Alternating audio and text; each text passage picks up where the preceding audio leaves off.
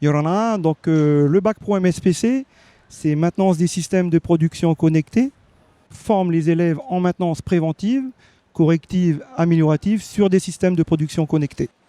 C'est une formation polyvalente, donc qui permet d'acquérir des compétences en mécanique, en électricité, en fabrication, en pneumatique, en hydraulique et en automatisme.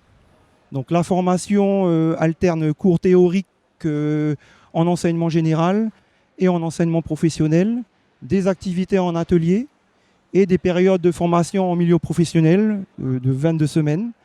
Donc pour réussir cette formation, les élèves, il faut qu'ils soient déjà qu'ils ont un bon niveau de compréhension en mathématiques, en sciences et en français, et qu'ils soient curieux, logiques, méthodiques aussi, qu'ils aient une bonne capacité d'analyse et de résolution des problèmes, et aussi qu'ils aiment travailler en équipe. Voilà, donc le bac pro professionnel se déroule en 3 ans. Donc c'est des effectifs de 30 élèves donc, par classe. Avec cela, il y a les périodes aussi de formation, donc en stage, qui sont intégrées à la formation.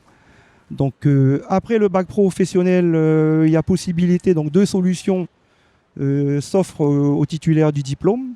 La première solution, c'est de poursuivre dans la voie professionnelle, donc suivant les secteurs industriels.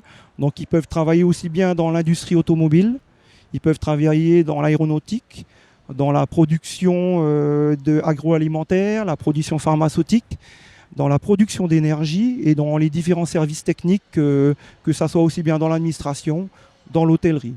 Donc de nombreux débouchés. Les conditions de travail en tant que technicien bac pro varient selon l'entreprise et le secteur d'activité. Mais les horaires restent réguliers, ça reste des horaires normaux, sauf pour certaines entreprises où on travaille en horaire décalé aussi.